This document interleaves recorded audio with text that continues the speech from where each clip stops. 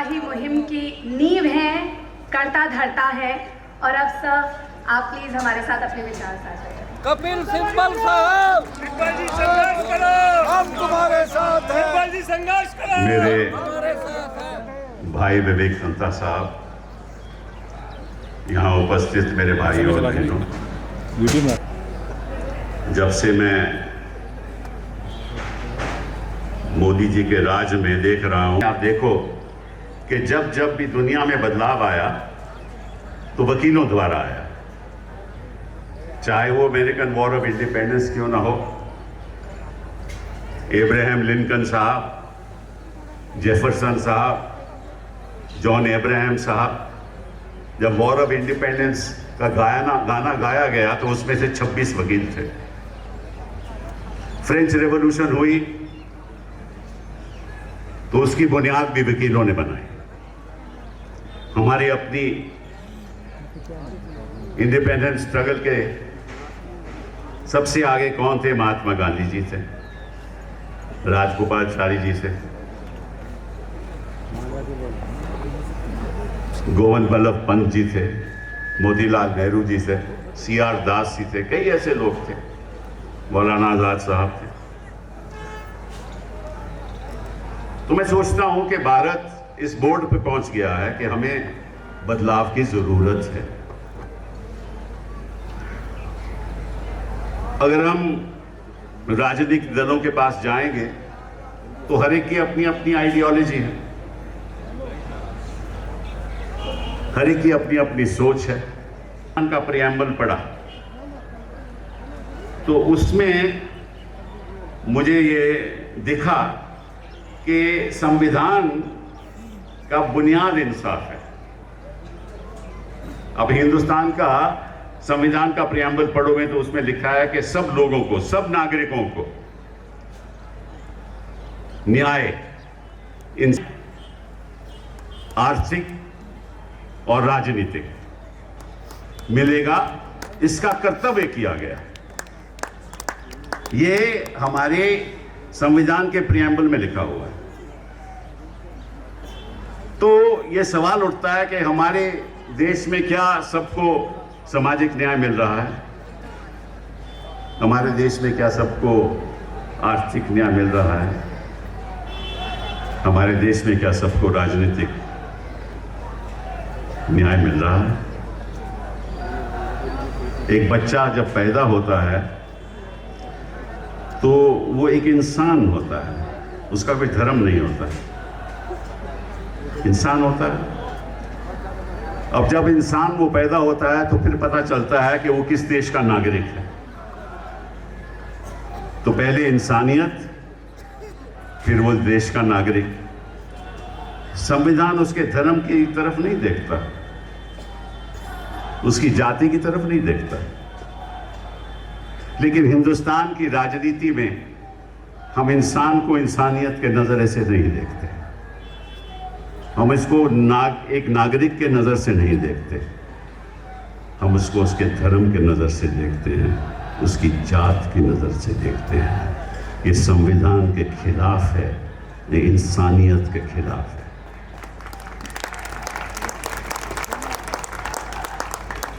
जब हम आर्थिक न्याय की बात करते हैं, छोटी सी बात आपको मैं बताऊंगा। इस देश की संख्या लगभग 135 करोड़ 140 करोड़ हो चुकी है।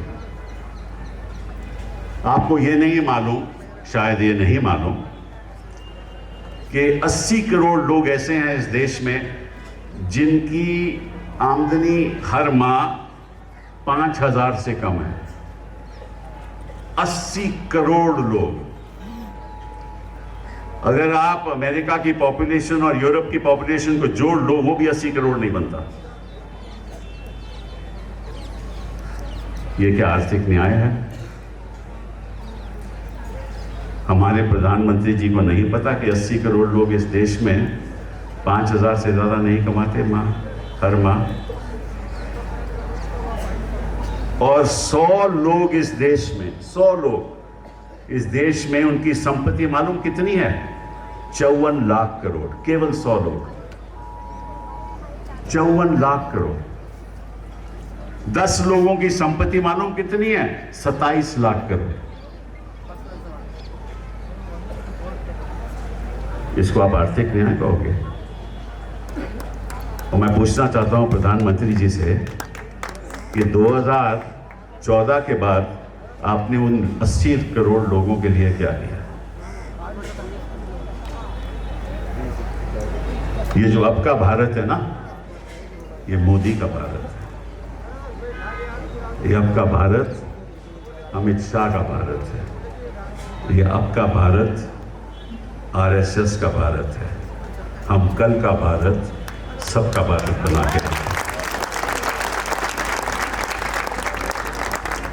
इस देश में हर परिवार में एक बच्चे को क्या चाहिए?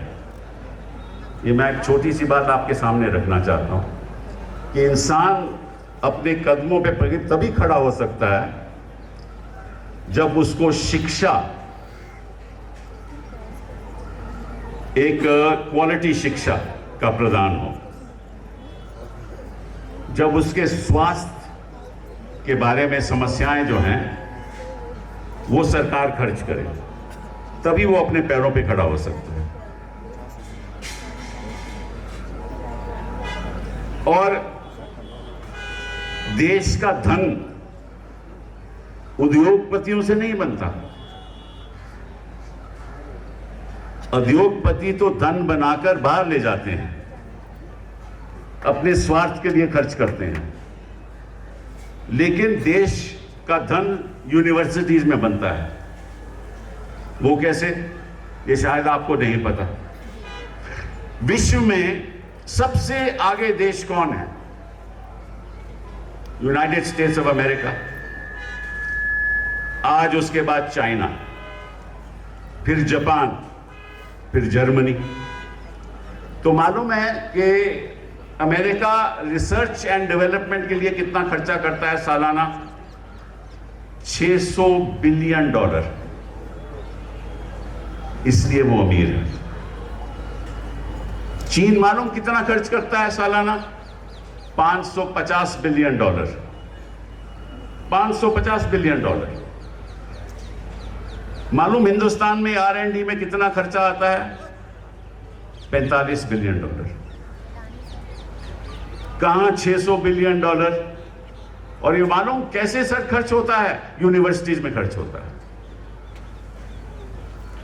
क्योंकि युवा लोग जब यूनिवर्सिटी में जाते हैं तो उस यूनिवर्सिटी में वो अपने सोच विचारों के साथ बदलाव सोचते हैं।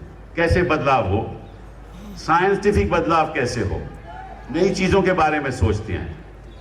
और ये रिसर्च में जब जाता है तो उससे फिर नई प्रॉपर्टी बनती है, इंटेलेक्चुअल प्रॉपर्टी जिसको कहते हैं। और वो लेकर उद्योगपति उस पर इन्वेस्ट कर आगे वस्तुएं बनाते हैं और सर्विसेज देते हैं।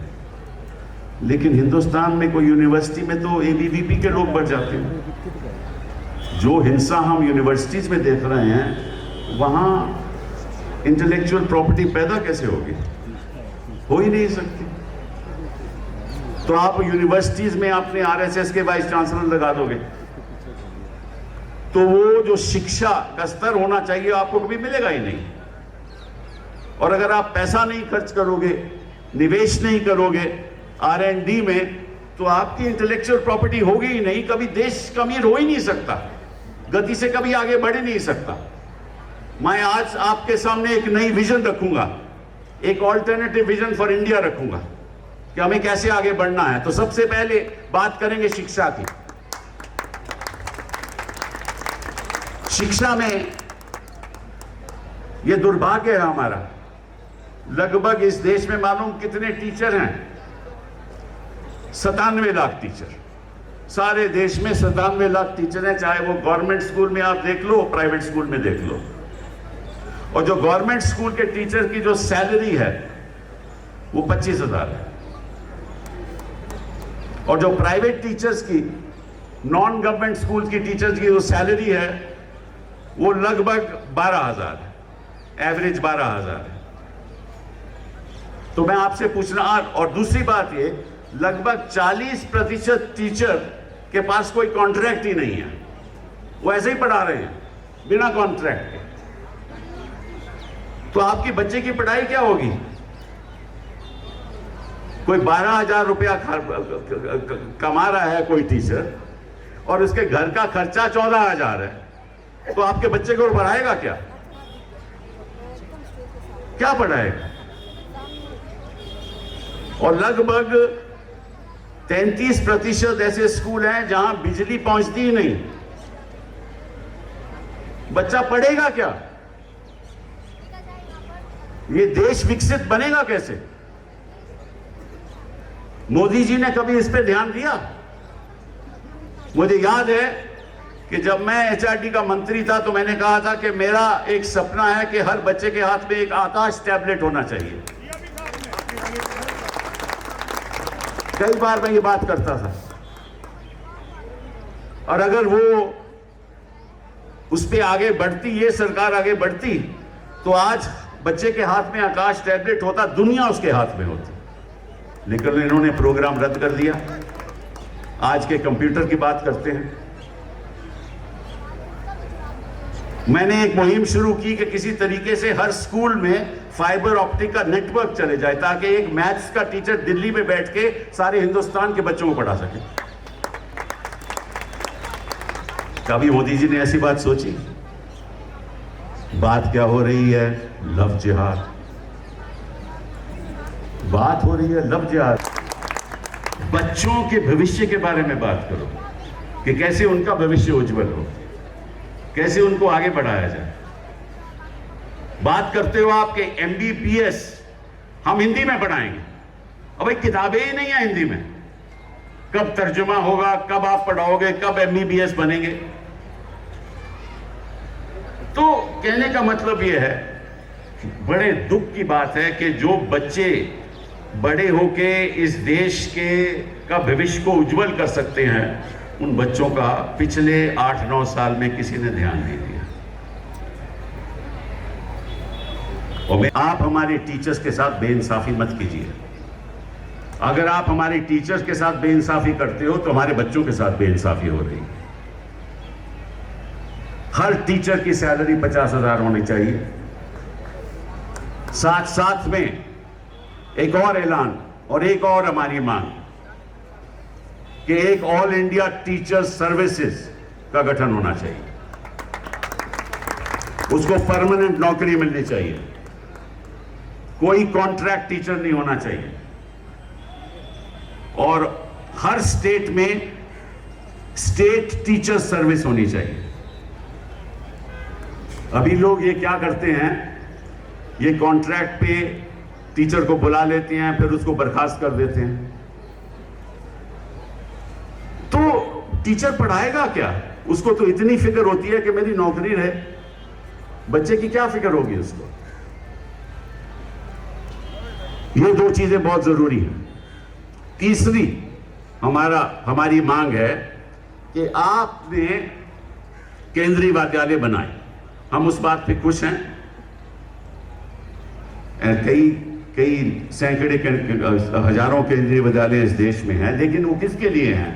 वो सरकारी अफसरों के बच्चों के लिए। सरकारी अफसर हो या पब्लिक सेक्टर का बच्चा, उनके पेरेंट का बच्चा हो, उसको वहाँ एडमिशन मिल जाती है। अच्छी बात है, हम इसका विरोध नहीं करते। लेकिन आप ऐसे ही स्कूल ट्राइबल्स के लिए क्यों नहीं देते? वंचित लोगों के लिए क्यों नहीं? महिलाओं के लिए क्यों नहीं? हमने कस्तूरबा गांधी महिला विद्यालय का गठन हमने किया था और उसका हम वहाँ बढ़ाते थे। इन्होंने इनका नाम बदल दिया। मुहिम तो वही है, लेकिन मुश्किल ये है कि वो केवल 12वीं क्लास तक हैं। लेकिन मैं चाहता हूं कि हमारी बच्चियां आगे बढ़ के यूनिवर्सिटी में जाएं और उनको फ्री एजुकेशन मिले।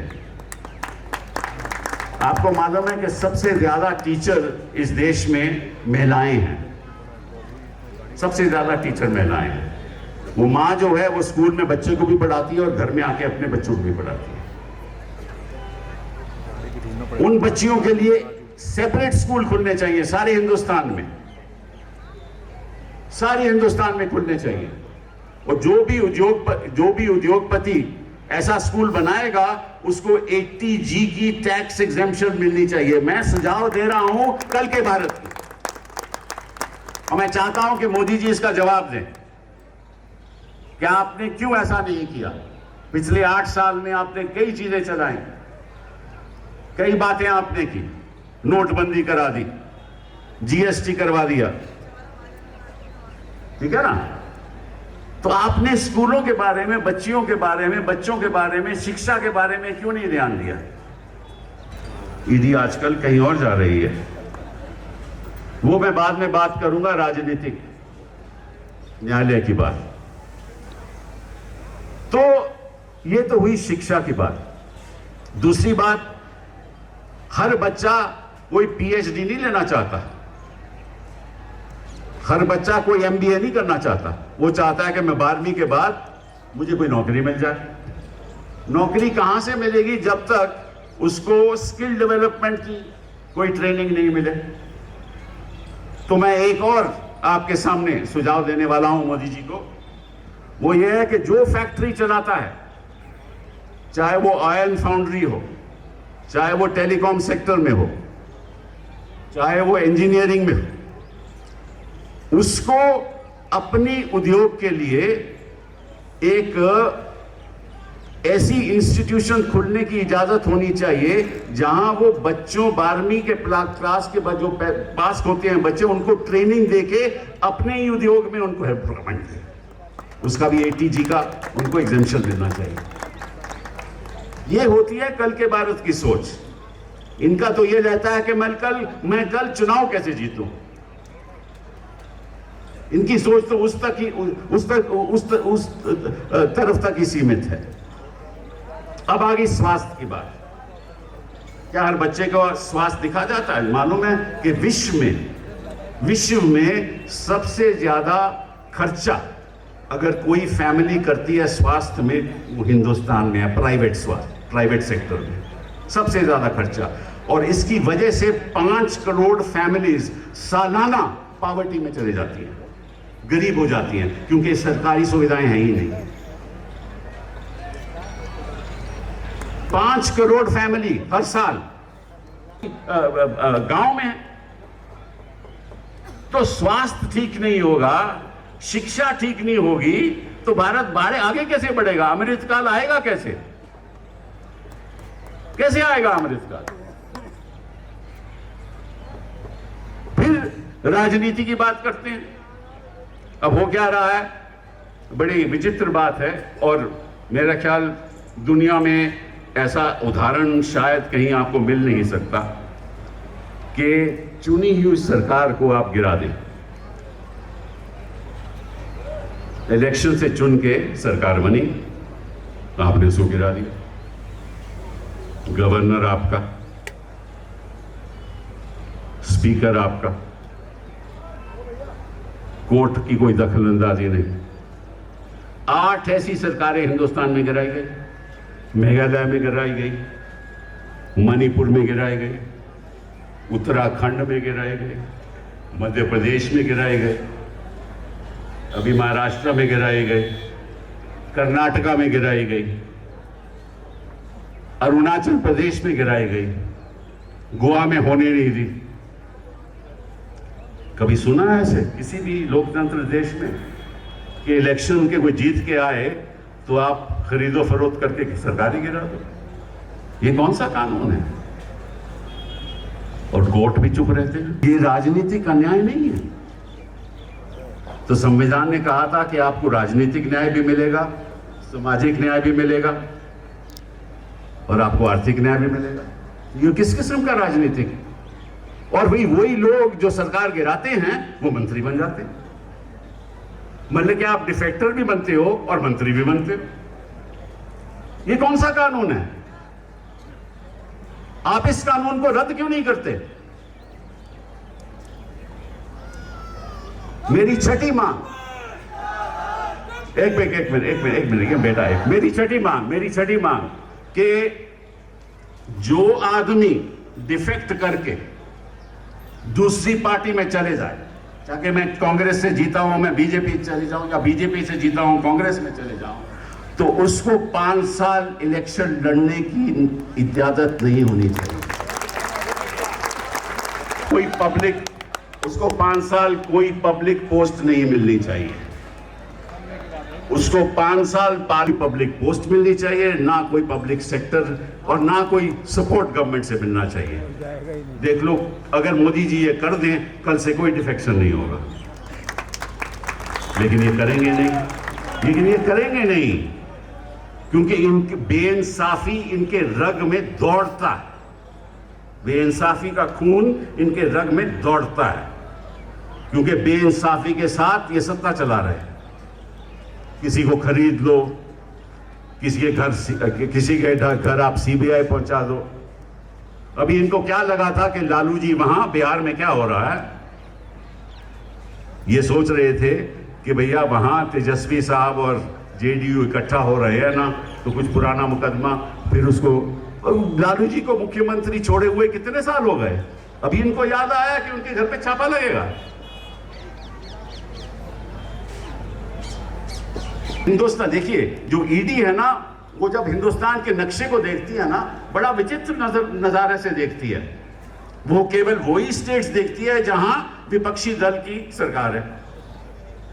वहीं पे उनको लगता है कि रास्ता यहां आसान है, और जहां भाजपा की सरकार है वो तो रास्ता ही बंद है, वहां तो ये जाते ही नहीं। तो ईडी के हिसाब से, ईडी के नजरिए से हिंदुस्तान का नक्शा एक अजीब नक्शा है, जहां ईडी जा सकती है, जहां ईडी ने जाना नहीं, जहां सीबीआई जा सकती है, जहां सीबीआई ने जाना नहीं। तो ये एजेंसी किस लिए काम कर रही है? विवेक जी ने अभी बात की थी, तो मुझे एक छोटी सी बात याद आ गई कि समझ लीजिए कि संविधान एक गाड़ी है, 4 पहिए वाली गाड़ी है, ठीक है ना, उस पर ड्राइवर मोदी जी है। एक पहिया उसका पार्लियामेंट है, वो उनके कब्जे में है। दूसरा पहिया उनका ये इलेक्शन कमीशन है। सीबीआई कहीं भी घुमाएगी, कहीं भी चले जाओ, किसी के घर भी पहुंच लो। ये किस किस्म का लोकतंत्र है? ये किस किस्म का लोकतंत्र हम बनाने जा रहे हैं? कैसा भारत हम बनाएंगे आगे के दिनों में? क्या होगा हमारे बच्चों का, हमारे ग्रैंड चिल्ड्रन का? कहां से इंसाफ मिलेगा? और इंसाफ की हम जो देख रहे हैं ना अदालतों में, वो क्या हो रहा है? आप सीबीआई के कोर्ट में चले जाओ, ईडी की कोर्ट में चले जाओ, मतलब कि आप सोच भी नहीं सकते क्या हो रहा है। न्याय की बात तो छोड़ दो, हम तो लोगों को कहते हैं कि साहब आपको बेल नहीं मिलने वाली। कौन बेल देने वाला आपको? हाँ, मैं किसी जुडिशरी के खिलाफ बात नहीं कर रहा, लेकिन जो लोग सोच रहे हैं वो ऐसा सोचते हैं कि साहब हमें तो बेल नहीं मिलेगी। तंत्र में आप ही बताओ क्या करेंगे हम? मतलब कि एक पीएचडी पीएन की नौकरी के लिए अपनी एप्लीकेशन देता है, पीएचडी, एक एमबीए ड्राइवर बनना चाहता है। ऐसे ऐसे उदाहरण हैं, चाहे वो उत्तर प्रदेश हो, चाहे वो मध्य प्रदेश हो। किस किस्म के हम एजुकेटेड क्लास प्रिपेयर कर रहे हैं कि उनको नौकरियों की तलाश है, वो पीएन और ड्राइवर बनने के लिए तैयार है।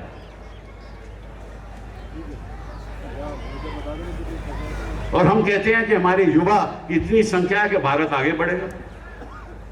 कहां से भारत आगे बढ़ेगा?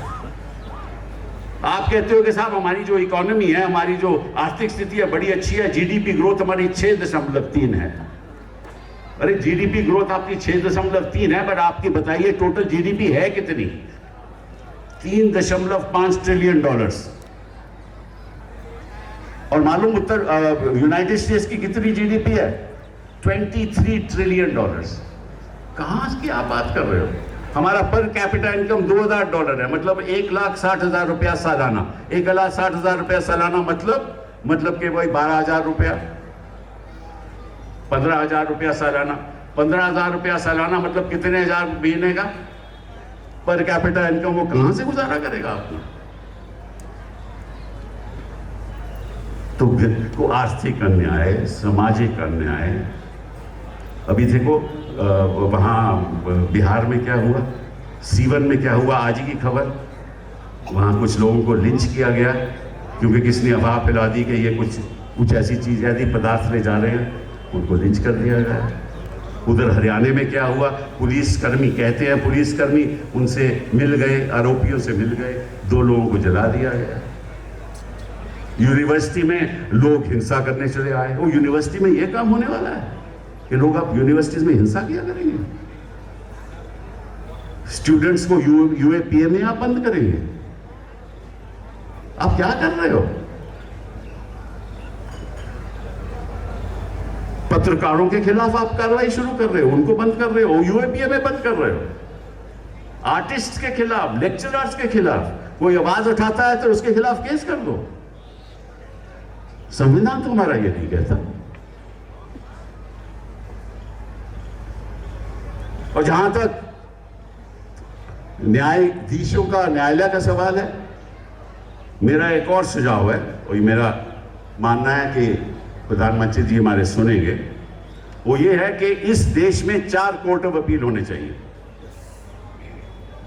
4 कोर्ट ऑफ अपील होने चाहिए।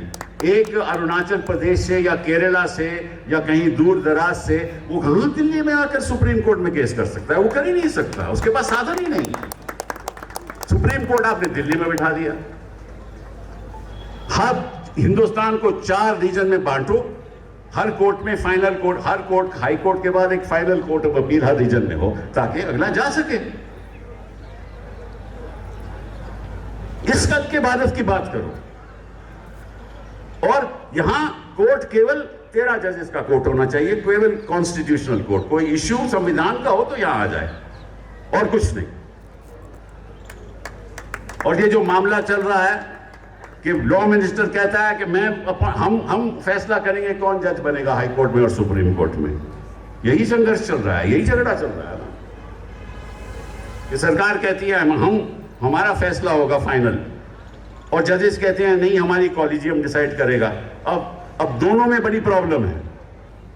इसीलिए मैंने सोचा कि आज के दिन कुछ ऐसा काम किया जाए, आपके सामने कुछ ऐसी चीजें रखी जाएं तो आपके एक नई सोच के साथ, एक ऑल्टरनेटिव विजन के साथ भारत आगे बढ़े। मैं नहीं चाहता, हम देखिए कोई भी शासन हो, चाहे मोदी जी हो चाहे गौर हो, ऐसी बात नहीं कि कुछ बातें हुई नहीं, हुई हैं, अच्छी बातें भी हुई हैं।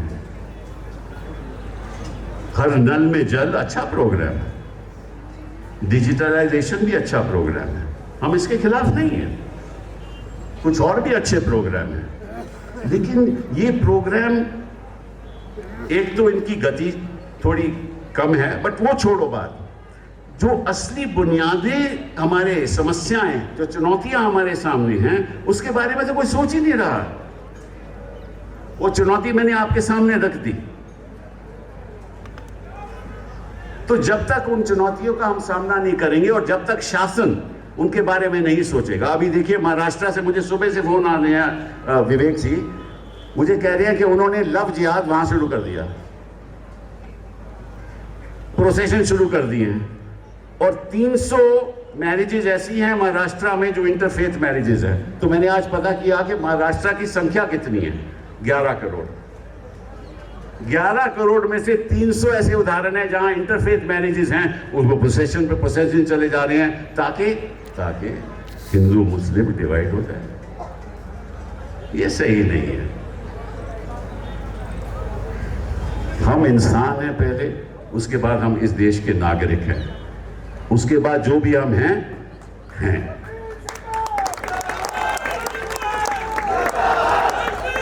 किसी देश के नागरिक के साथ धर्म के आधार पे, जाति के आधार पे कोई।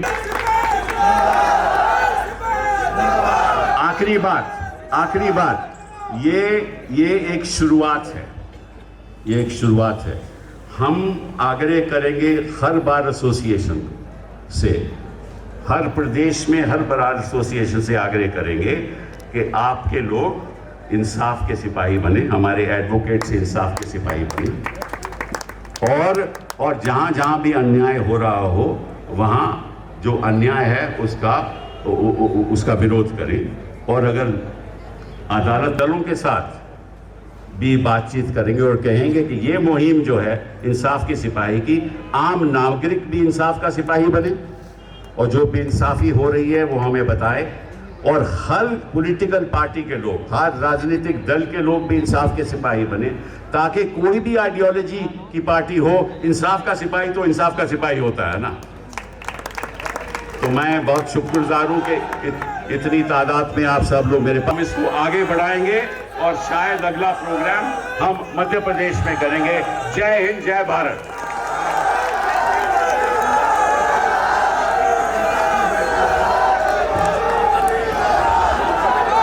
बहुत बहुत आभार सर आपका, आपकी इस मुहिम इंसाफ की सिपाही में हम सब आपके साथ हैं। Thank you so much sir.